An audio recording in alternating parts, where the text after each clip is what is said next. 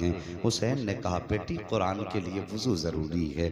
اللہ اکبر۔ جب وضو کی باری آئی کہتی بابا یہاں تو 3 دن سے پانی پینے کو نہیں ملا ہے، وضو کیسے کیا جائے گا؟ فرماتی بیٹی ہمارے اسلام میں رخصت ہے، اگر پانی نہ ملے تیمم کر لو۔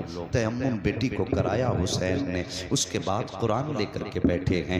بچی نے قرآن کھولا ہے، میرے حسین نے سورہ فاتحہ کی تلاوت شروع کی ہے۔ جب سورہ فاتحہ کی تلاوت شروع کی ہے، ابھی 2-3 آیتیں پڑھی تھی، آنسو برسنے لگے حسین کے۔ شہزادی نے کہا تھا بابا بتائیے تو صحیح، دنیا اپنی بیٹی کو قرآن پڑھاتی ہے، خوش ہوتی ہے، آج آپ کی آنکھ میں آنسو کیوں آ گئے؟ کہتے ہیں بیٹی یہ خیال نے رلا دیا، میں اپنی سکینہ کو قرآن کا آغاز تو کرا رہا ہوں، لیکن رب جانے بیٹی قرآن کا اختتام کون کرائے گا؟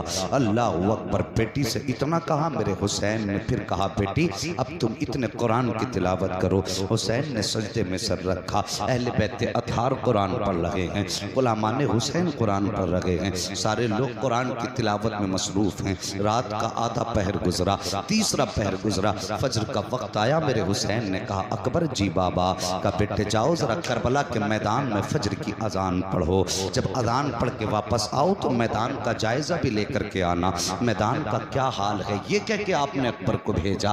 حضرت علی اکبر کے میدان کا جائزہ لیا، جائزہ لیتے لیتے آپ نے دیکھا کوئی خاتون ہچکی بھر کے رو رہی ہیں، اللہ اکبر، سر سے لے کے پیروں تک پردہ ہے، اور اپنے دوپٹے کے آنچل سے زمین کربلا کو صاف کر رہی ہیں۔